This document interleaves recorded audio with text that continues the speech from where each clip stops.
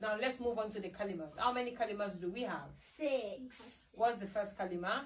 Kalima tayyiba. And what is the recitation for kalima tayyiba? La ilaha illallah Muhammadur Rasulullah. Perfect. Second kalima? Kalima shahada. And what's the recitation for kalima shahada? Ashhadu an la ilaha illallah wahdahu la sharika lahu wa ashhadu anna Muhammadan abduhu wa rasuluhu. Very good. The third kalima?